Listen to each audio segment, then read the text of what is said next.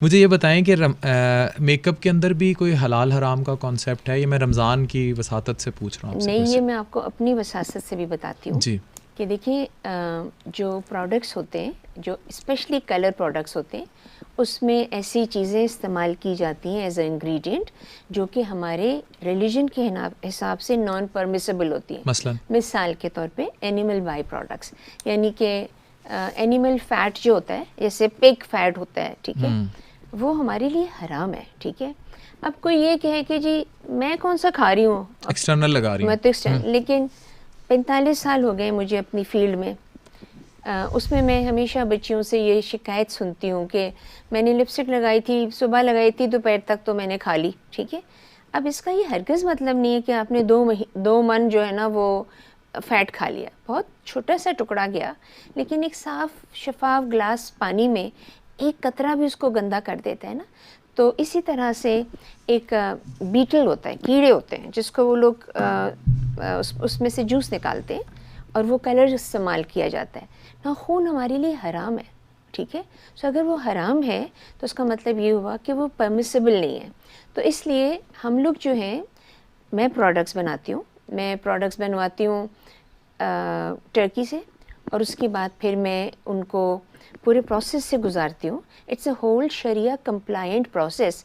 किससे बनवा रही हैं आप, क्या इंग्रेडिएंट्स इस्तेमाल करें, और फिर उसके बाद उसको ऑथेंटिसाइज करने के लिए आपको हलाल सर्टिफिकेशन लेना होता है। खाली लिख देने से वो इस हलाल नहीं तरह हो तो ये जाता। जो जितने हमारे एलीट क्लास है, उनकी बड़ी बड़ी बेगमात जो हैं वो दुबई और इधर उधर से कतर एयरपोर्ट से जी शॉपिंग करने जाती हैं, तो ये तो बात ही होती है कि यार ये स्किन केयर जो है या ये जो कॉस्मेटिक की प्रोडक्ट है ये इम्पोर्टेड है। जी अब इतना तो कोई बारीक बीनी में जाके कभी भी नहीं पड़ता। ठीक है, आज आपको पता चल गया है ना कि जो कलर कॉस्मेटिक होते हैं उसमें बहुत सी ऐसी इंग्रेडिएंट्स हैं जो कि हमारे रिलीजन के हिसाब से परमिसिबल नहीं है, इजाज़त नहीं है।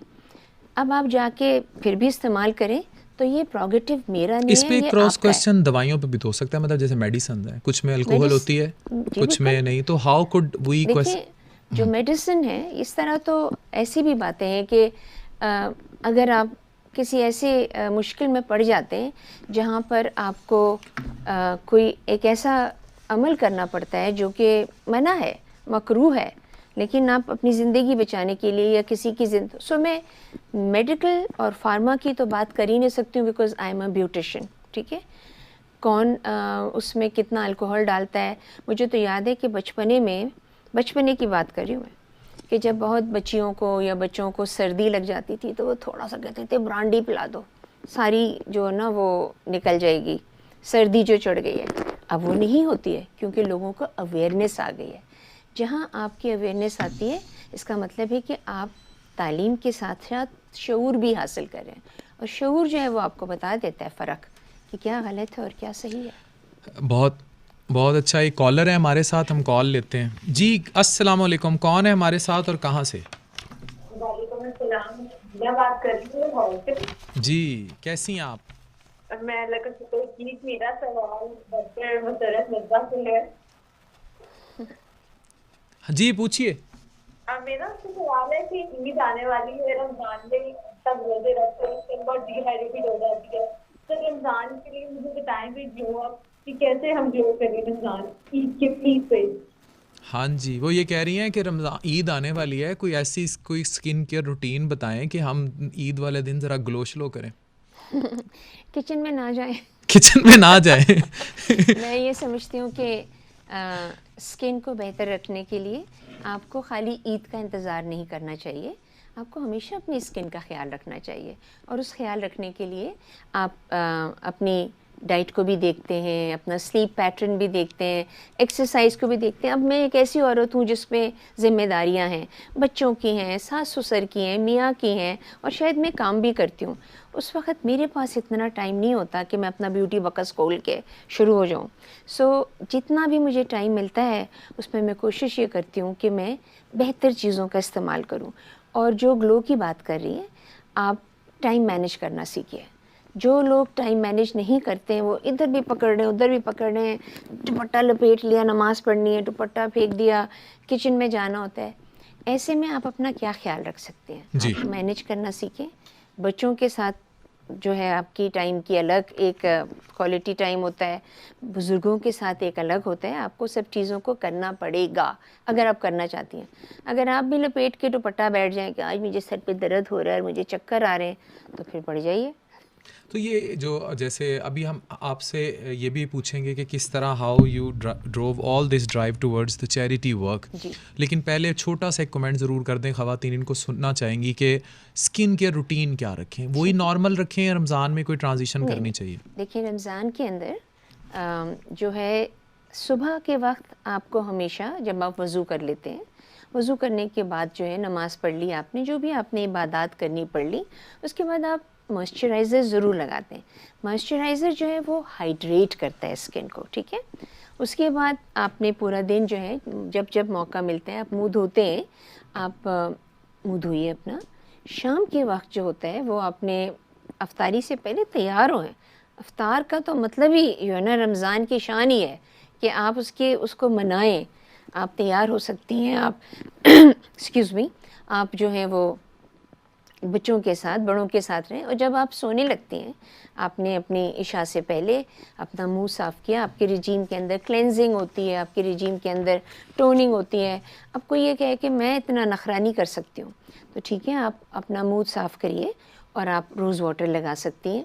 आप कहती हैं मैं बूढ़ी हो रही हूँ, मेरी लाइनें निकल आ रही हैं, मगर मेरे पास इतना बजट नहीं है कि मैं एक्सपेंसिव चीज़ें इस्तेमाल करूँ। तो जैसे मैंने आपको पहले कहा था कि अल्लाह ताला ने हर मौसम में जो सब्ज़ियाँ और फल और फूल दिए होते हैं, उन सब की एक ख़ासियत होती है। उसके आप मास्क बनाइए, चेहरे के ऊपर लगाइए। लोग, बड़े मज़े की बात है, मेरी नीस जो थी उसको वो बहुत अच्छी बनाना ब्रेड बनाती है। तो मैंने उससे पूछा कि क्या तरकीब है, मुझे भी बता दो। हालांकि मैं कोई घरेलू औरत नहीं हूँ। तो कहती है कुछ नहीं खाला, मैं ये करती हूँ कि जो बच्चे केले नहीं खाते हैं कि जी ये गल गए हैं या इनमें काले काले धब्बे आ गए, उनकी मैं बनाना ब्रेड बना देती हूँ। तो हमें एज अ ब्यूटिशियन बहुत सी दफ़ा बहुत सी चीज़ें ऐसी मिलती हैं, जैसे कि केले के छिलके के साथ साथ सफ़ेद एक उसकी एक होती है ना, लेयर होती है। इसी तरह एलोवेरा जेल जो होता है वो आम घरों में बाहर लगा रहता है। ये जो वो तोड़ते हैं उसके अंदर से निकल आ जाता है कांटेदार। हाँ, उसको साफ वो रॉ लगा सकते हैं, बिल्कुल साफ करके साफ करिए, उसको मछली की तरह काटें, उसको ऐसे खोलें, उसमें से स्कूप आउट करें जेल। दिन को लगाएं, दोपहर को लगाएं, रात को लगाइए। लेकिन इन तमाम चीज़ों की खुसूसियात जो हैं वो कोई जादू नहीं है, मतलब आपको इनको करते रहना चाहिए और वो आप उसको करते रहेंगे। जब आप करते रहेंगे तो आपका एक रूटीन बन जाएगा अपने आप का ख्याल रखना। दिस इज़ वेरी इंपॉर्टेंट, और उससे कहीं ज़्यादा इम्पॉर्टेंट हाइजीन होती है। अच्छा, ये बड़ा कॉमन वो है। अहमद, मैं आपकी तरफ भी आऊँगा, तो अभी हमने कुछ काफ़ी सारे क्वेश्चंस आ रहे हैं आपके लिए, तो मैडम का तैयार हो जाएं। तो मैडम का टाइम जो है वो थोड़ा लिमिटेड था, तो हमने कहा कुछ क्वेश्चंस इनसे स्किन केयर और उनके पूछ लें। मैडम, मैंने देखा है कि ख़वातीन स्पेशली रमज़ान में ये सहरी और अफ्तारी की वजह से अपना भूल जाती हैं, मतलब they don't even take care. मतलब अफ्तारी के टाइम देखा गया है, जो घरेलू स्पेशली ख़वातीन है, कि इस्लाम में तो हाइजीन का हुक्म है, बेसिक हाइजीन ना रखना और सिर्फ एक सुर्खी लगा लेना, और बेसिक हाइजीन के असूल में जो, तो वो खातून ज़्यादा दिलकश लगती है कि मेकअप बेशक ना किया हो, लेकिन उसको अपनी क्लीनलीनेस का ख्याल ज़रूर हो। लेकिन रमज़ान में बच्चे फिर दो दफ़ा खाने बनाना और चीज़ें करना और किचन, तो वो लेसन की बू वाला जो कॉन्सेप्ट है, और अक्सर मर्दों को हमने शिकायत करते देखा है, तो why they ignore themselves so much? Time management, मैं फिर वही कहूँगी कि वो टाइम मैनेज नहीं कर पाती हैं। लेकिन एट द सेम टाइम जो मैं जिस हाइजीन की बात कर रही हूँ वो आपकी ओरल हाइजीन की होती है कि आप उठें, आपने मुंह धोया, आपने दांत साफ़ किए, आपके नाखून छोटे होने चाहिए, आपके बाल सिमटे हुए होने चाहिए क्योंकि आप काम कर रही हैं। आपके पास ऐसी आप काम करते हुए तलन वगैरह, पकौड़े शकौड़े, आपके दुपट्टे, आपके कमीज़ें वगैरह जो है वो बाल मुँह पे पड़े हुए हैं, सालन में से बाल निकल रहे हैं, चावलों में से बाल ऐसे निकल भी नहीं रहे होता। निकल तो आते ही हैं। चलो धोखे से तो आदमियों के भी, शेफ्स के भी हो जाते हैं, but everything said and done, इन तमाम चीज़ों का इसलिए ख्याल रखना पड़ता है कि आप ख़ुद भी अपनी सेहत का ख्याल रखें और जिनके लिए आप इतनी मेहनत करें उनका भी ख्याल रखें। हाइजीन का मतलब ये भी होता है कि आप अपने तौलिए, अपने तकिए, अपने कंघे, अपनी चीज़ें जो आप इस्तेमाल करें, जब कोई दूसरा इस्तेमाल करे तो उसको ख्याल कर। आपके मुंह में दाने हैं और उन दानों में पस है और वो तौलिया आपने मुंह धो के वहीं पे टांग दी, आपकी बेटी दूसरे को ने, भी ट्रांसफ़र कर दिया। तो इस तरह की चीज़ों का ख्याल रखना चाहिए।